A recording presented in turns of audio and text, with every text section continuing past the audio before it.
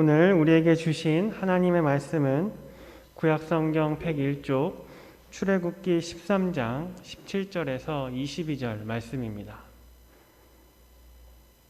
구약성경 101쪽 출애굽기 13장 17절에서 22절 말씀입니다. 이제 말씀을 봉독합니다. 하나님의 말씀을 경청하시기 바랍니다. 바로가 백성을 보낸 후에 블레셋 사람의 땅의 길은 가까울지라도 하나님이 그들을 그 길로 인도하지 아니하셨으니 이는 하나님이 말씀하시기를 이 백성이 전쟁을 하게 되면 마음을 돌이켜 애굽으로 돌아갈까 하셨습니다.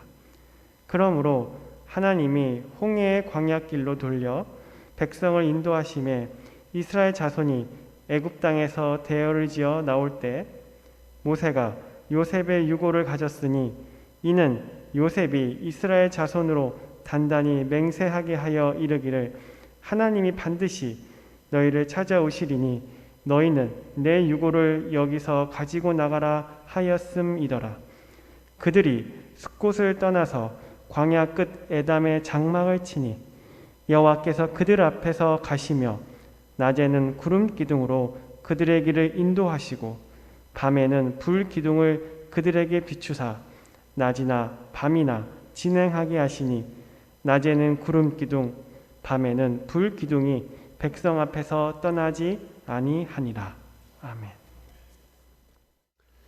사람은 태어나서 죽을 때까지 무엇인가를 끊임없이 배우면서 살게 됩니다. 그럴 수밖에 없는 것은 우리가 살고 있는 이 세상은 계속해서 변화하고 있기 때문에 그런 것입니다. 제가 아주 오래전에 무인으로 운영하는 주차장에 차를 주차를 했다가 나오면서 주차 요금을 어떻게 정산하는지를 몰라서 아주 크게 당황을 했던 적이 있었습니다. 나오면서 생각이 들기를 아는 것이 힘이구나 하는 얘기가 이런 경우를 두고 하는 것이구나 하는 생각이 들었습니다. 사람이 무엇을 배우려고 하면 그것을 가르쳐 줄 수 있는 사람을 찾아가야 됩니다. 아니면 가르쳐 줄 수 있는 학원이나 또 학교를 찾아가면 됩니다. 요리를 배우고 싶다면 요리 학원을 가야 되고 또 피아노를 배우고 싶다면 피아노 학원을 가면 됩니다. 그렇다면 우리가 신앙생활을 배우려고 하면 어디를 가야 됩니까? 교회를 가야 됩니다. 신앙생활이라고 하는 것은 말 그대로 신앙으로 사는 것, 믿음으로 생활하는 것을 말합니다. 그렇다면 믿음이라는 것은 도대체 뭘고 믿음으로 산다는 것은 또 무엇일까? 그것은 믿음의 조상인 아브라함을 통해서 우리가 배울 수가 있게 됩니다. 창세기 12장 1절 말씀을 보면 하나님이 아브라함에게 하시는 말씀입니다. 여호와께서 아브라함에게 이르시되 너는 너의 고향과 친척과 아버지의 집을 떠나 내가 네게 보여줄 땅으로 가라. 말씀의 요지는 두 가지입니다. 네가 살고 있는 것을 떠나라. 그리고 내가 지시하는 곳으로 가라. 하는 것이 하나님께서 아브라함에게 하신 말씀입니다. 그리고 창세기 12장 4절을 보면 이에 아브라함이 여호와의 말씀을 따라갔고 라는 말씀이 있습니다. 다른 말로 하면 아브라함이 하나님의 말씀에 순종해서 하나님의 인도하심을 따라서 지시하는 곳으로 갔다. 성경은 지금 이것이 아브라함의 믿음이라고 우리에게 소개해 주고 있는 것입니다. 믿음이라는 것이 무엇이냐? 하나님의 말씀에 순종하는 것이 믿음입니다.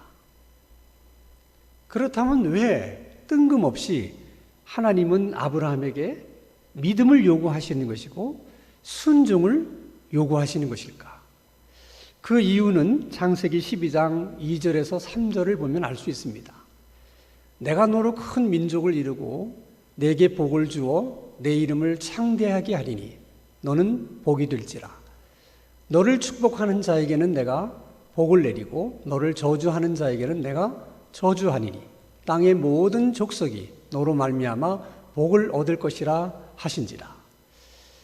여기서 말씀하시는 이 복이라고 하는 것을 신학적인 개념으로 생각하면 예수님 자신을 말씀하시는 것입니다.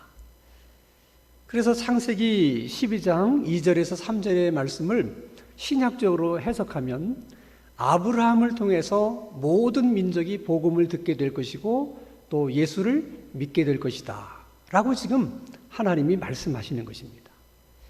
이것이 이 세상을 향하신 하나님의 뜻이세요. 모든 민족이 복음을 듣고 예수를 믿게 되는 그런 날이 오게 되는 것이 하나님께서 가지고 계신 뜻입니다. 그 뜻을 이루기 위해서 사람이 필요하고 그 사람에게 또 요구되는 것이 바로 믿음이고 순종이기 때문에 아브라함에게 믿음을 요구하시는 것이고 순종을 요구하시는 것입니다. 자, 오늘 우리가 함께 읽은 이 본문의 말씀은 하나님께서 특별히 이스라엘 백성들에게 믿음이 무엇인지 그 믿음을 가르쳐 주시는 내용입니다. 그래서 예수님을 처음 믿는 사람들에게도 아주 소중한 말씀이지만은 또 신앙생활을 오래 하신 분들에게도 굉장히 중요한 말씀입니다. 자, 출애굽기 13장 17절 말씀을 보면 바로가 백성을 보낸 후에 블레셋 사람의 땅의 길은 가까울지라도 하나님이 그들을 그 길로 인도하지 아니하셨으니 이는 하나님이 말씀하시기를 이 백성이 전쟁을 하게 되면 마음을 돌이켜 애굽으로 돌아갈까 하셨습니다. 말씀의 요지는 간단합니다. 블레셋 사람들이 사는 지역으로 지나서 가나안 땅으로 가면 힘들지 않게 쉽게 편안하게 갈 수 있지만은 그러나 하나님은 그 길로 이스라엘 백성을 인도하지 않았는데 그 이유를 하나님 설명하시기를 혹시 블레셋 사람들과 전쟁이라도 일어나게 되면 이스라엘 백성들이 두려워서 다시 애굽으로 돌아갈까 그것이 염려가 돼서 하나님이 그렇게 하셨다는 것입니다. 언뜻 생각하면 또 그럴 수 있겠구나 하는 생각을 하면서도 또 이해되지 않는 부분이 사실 많이 있다는 것도 사실입니다. 왜냐하면 블레셋이라고 하는 지역은 애굽 땅 바로 코앞에 있는 나라거든요. 그러면 하나님께서 애굽 땅에서 바로에게 행하셨던 그 많은 기적과 많은 재앙들을 블레셋 사람들이 모를 리가 없을 것입니다. 속속히 다 듣고 알았을 것입니다.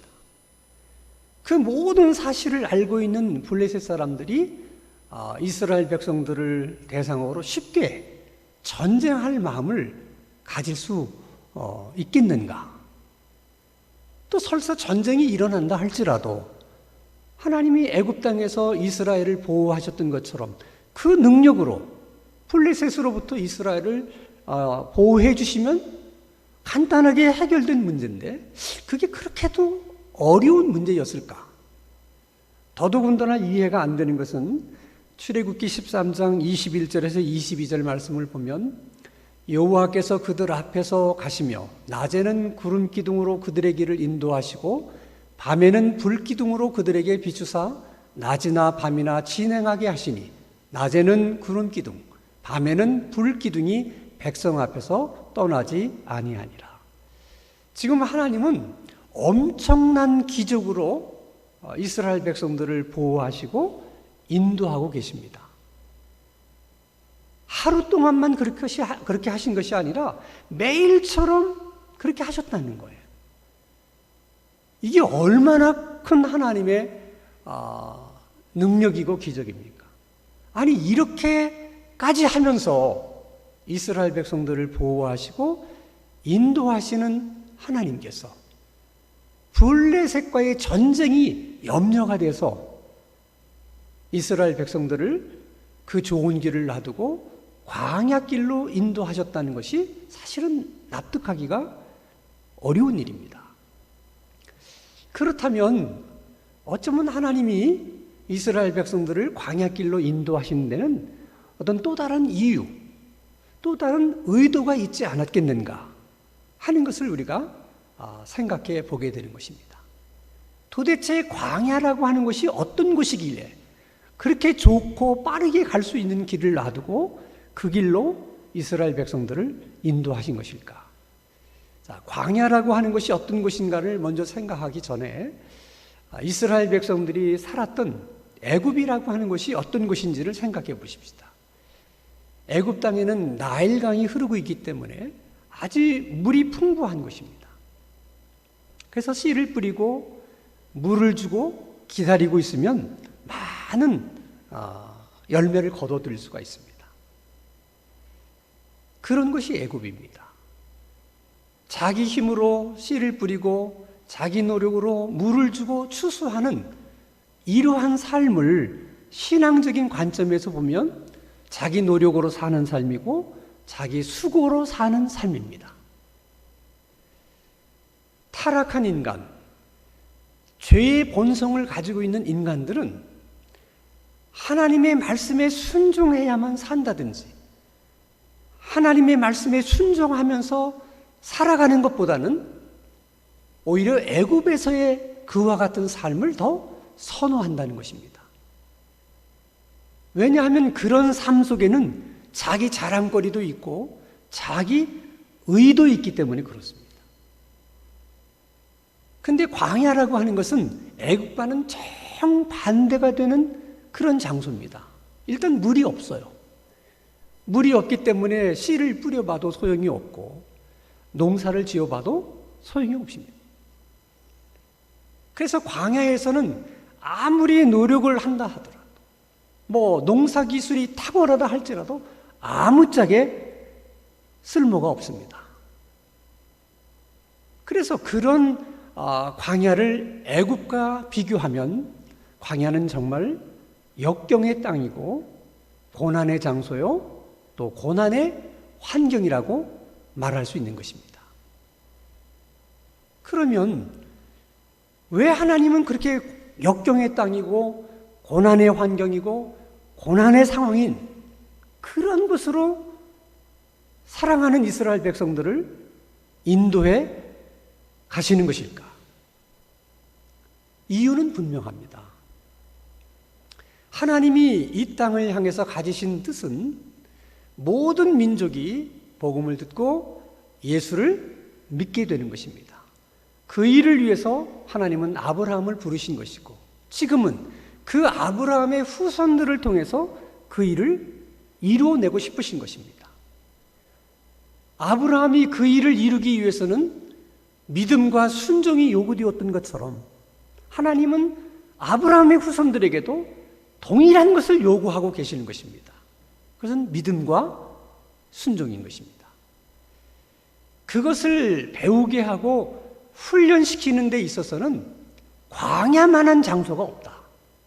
하나님이 그렇게 판단하셔서 역경의 땅이고 고난의 환경인 광야로 그들을 인도하신 것입니다.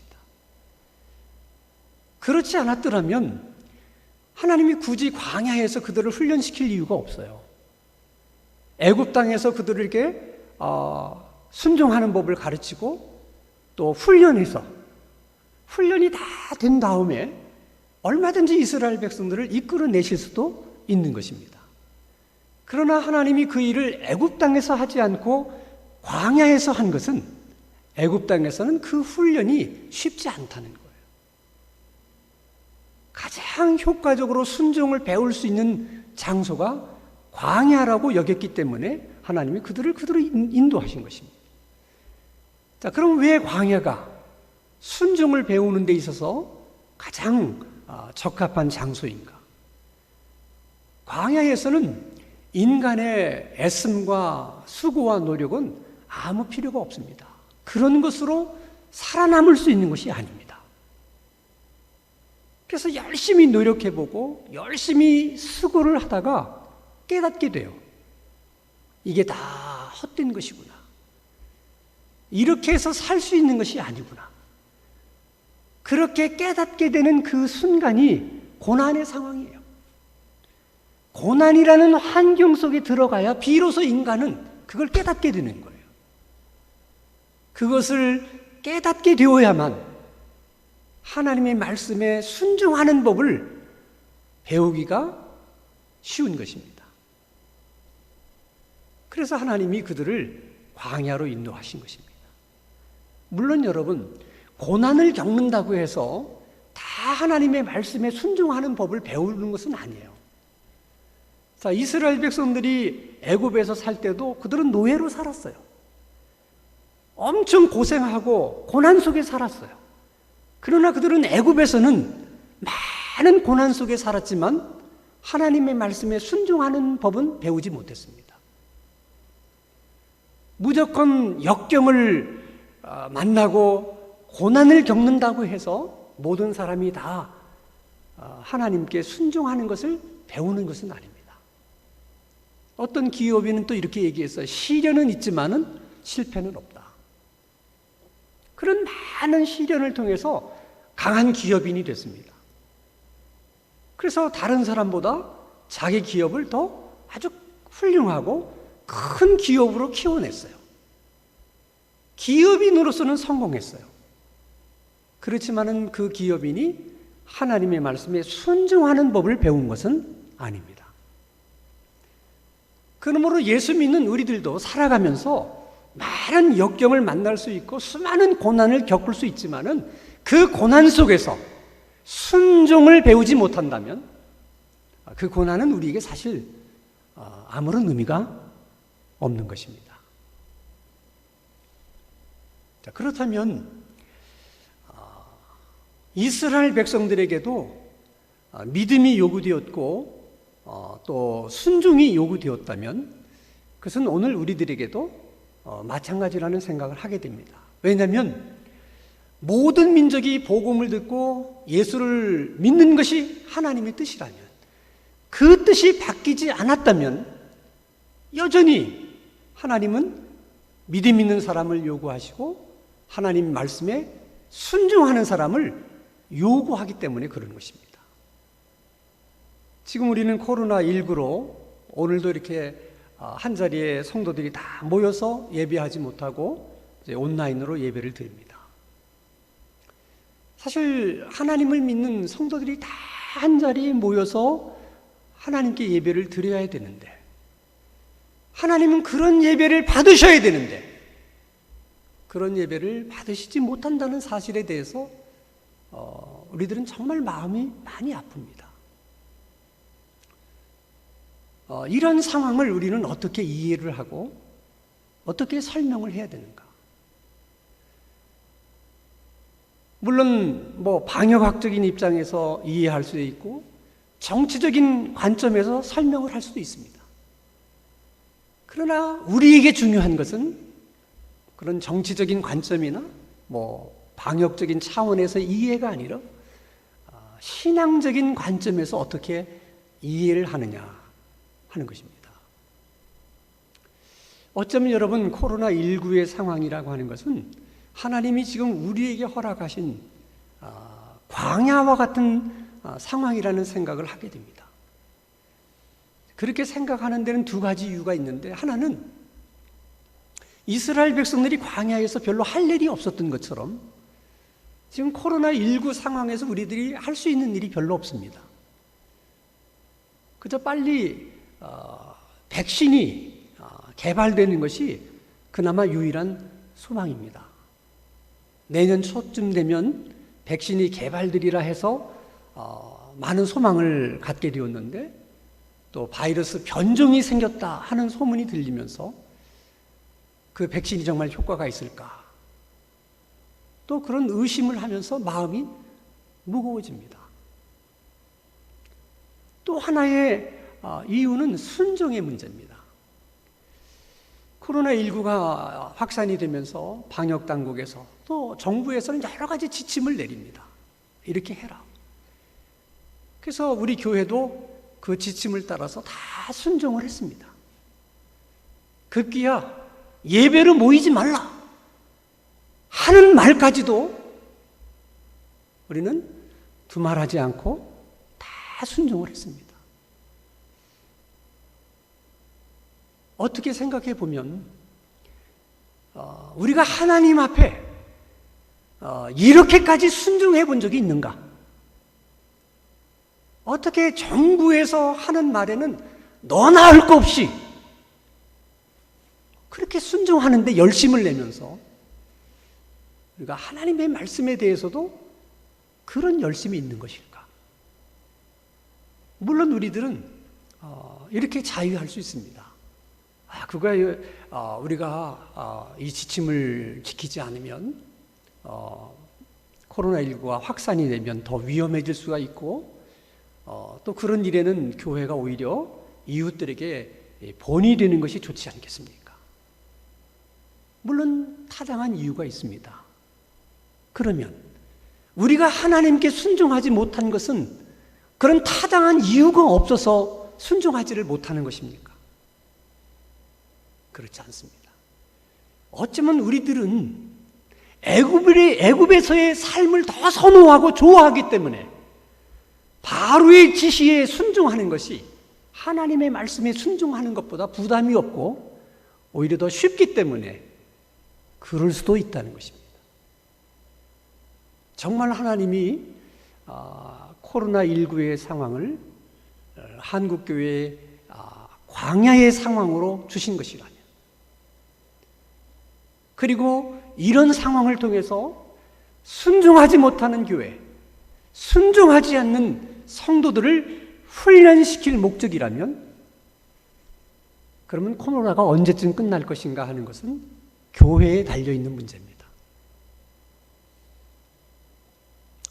코로나19가 아무리 힘들고 어려워도 광야의 삶이 끝나면 가나안의 삶이 새로 시작이 됩니다. 바라기는 우리 가정에서나 또 우리 사업에서나 또 우리 사회에서 빨리 광야의 삶이 끝나고 가나안의 시대가 열려질 수 있기를 바랍니다. 그러기 위해서는 교회가, 하나님을 믿는 우리들이 이 코로나19의 상황 속에서 무엇보다도 믿음을 얻고 하나님의 말씀에 순종하는 것을 배우고 훈련하는 그런 기회로 삼아야 될 줄로 믿습니다. 그런 은혜가 우리 교회뿐만 아니라 모든 한국 교회 가운데 있게 되어지기를 주님의 이름으로 축원합니다. 거룩하신 하나님 아버지, 믿음이 없고 순종이 없는 우리를 긍휼히 여기시고 책망하여 주옵소서. 고난을 통해서라도 믿음을 얻게 해주시고 순종을 배울 수 있는 은혜를 허락해 주시옵소서. 하나님의 이름이 거룩히 여김을 받으시옵소서 하는 우리의 기도가 우리 교회뿐만 아니라 우리 사회 안에서도 이루어질 수 있게 하여 주시옵소서. 예수 그리스도의 이름으로 기도하옵나이다. 아멘.